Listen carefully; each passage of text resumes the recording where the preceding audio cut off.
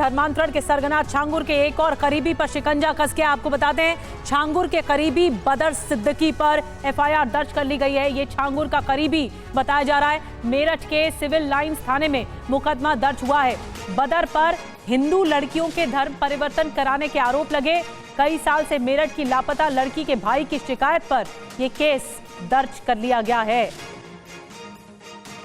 तो एक और बड़ा क्रैकडाउन है ये। मेरठ के सिविल लाइंस थाने में मुकदमा दर्ज कराया गया और ये छांगुर का सबसे करीबी बताया जा रहा है। कई लड़कियों को अपने जाल में फंसाया करता था बदर सिद्दीकी। इस पर एफआईआर दर्ज हो गई है।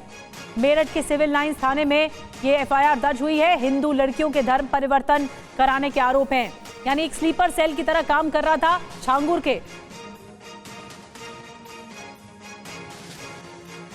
तो धर्मांतरण का जाल कुछ इस तरह से फैलाया था छांगुर ने कि कई जिलों तक इसके तार फैले हुए थे और खाड़ी देशों तक तार फैले हुए थे और ये सब बदर करता था, जो कि इसका खास गुर्गा बताया जा रहा है छांगुर का। इस पर एफआईआर दर्ज कर ली गई है। अब आगे की तफ्तीश चल रही है। हिंदू लड़कियों को फंसाता था अपने जाल में और उसके बाद धर्म परिवर्तन के आगे कराने के आरोप लगे हैं इस पर। कई साल से मेरठ की जो लापता लड़की है उसके भाई की शिकायत सामने आई और तब जाके ये पूरा राज खुला है। और छांगुर के धर्मांतरण रैकेट पर रोज नए नए पर्दाफाश हो रहे हैं, नए नए खुलासे हो रहे हैं। अब छांगुर गैंग के अहम किरदार बदर सिद्दीकी सामने आया है और इस पर एफआईआर दर्ज कर ली गई है। जिम ट्रेनिंग की आड़ में बदर धर्मांतरण का रैकेट चला रहा था। इतना ही नहीं, बदर के धर्मांतरण रैकेट के तार खाड़ी देशों से भी जुड़े बताए जा रहे हैं। अब आपको मेरठ की गायब लड़की के भाई की आप बीती सुनाते हैं कि उसने क्या कुछ कहा है, क्योंकि एफआईआर उन्हीं के जरिए ही दर्ज कराई गई है। 2015 में वो दिल्ली नोएडा चली गई थी, तो भारती वालों का न्यूज करने था, वहाँ पे आचार पोस्ट थी और वहाँ पे फिर वो उसके चक्कर में उसके मदर के टच में आई। इससे पहले 2008 में, ये 9 की बात है, मेरठ में एक कॉल सेंटर है एयरटेल का, तो उसमें कॉल सेंटर में जॉब करती थी, बदर भी वही करता था। वहाँ पे उनका मुलाकात हुई। उसके बाद ये काफी टाइम तक इनकी ना बातचीत हुई ना कुछ हुई, ऐसा जहाँ तक की मुझे जानकारी है। तो ये दिल्ली में फिर उसकी मुलाकात हुई। उसके बाद से हमारे घर में साथ में जॉब करते थे। वो जिम ट्रेनर था, ये न्यूज में थी, तो भारी भारी की मुलाकात हुई। क्या बात तो मुझे पता भी नहीं थी।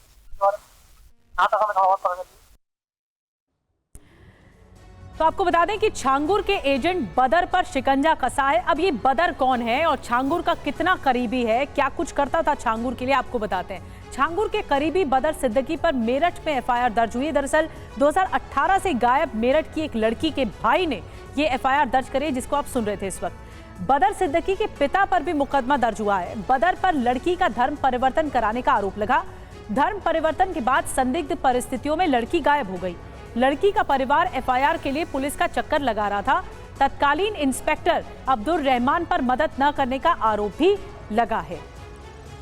तो काला चिट्ठा सामने आ चुका है बदर सिद्दीकी का। अब कौन है बदर सिद्दीकी, ये भी हम आपको बता रहे हैं कि इसका नाम कैसे सामने आया। अब देखिए, धर्मांतरण गुरु जो छांगुर है, इसका बेहद करीबी बताया जाता है बदर सिद्दीकी। कुछ और डिटेल आइए। पहले जिम ट्रेनिंग का काम करता था, यानी जिम ट्रेनर के रूप में काम करता था ताकि किसी को शक ना हो। जिम से हिंदू लड़कियों को फंसाने का आरोप इस पर लगा है और प्रेम जाल में फंसाकर हिंदू लड़कियों का धर्म परिवर्तन कराता था, धर्मांतरण कराता था। कई हिंदू लड़कियों के धर्म परिवर्तन कराने के आरोप इस पर लगे हैं।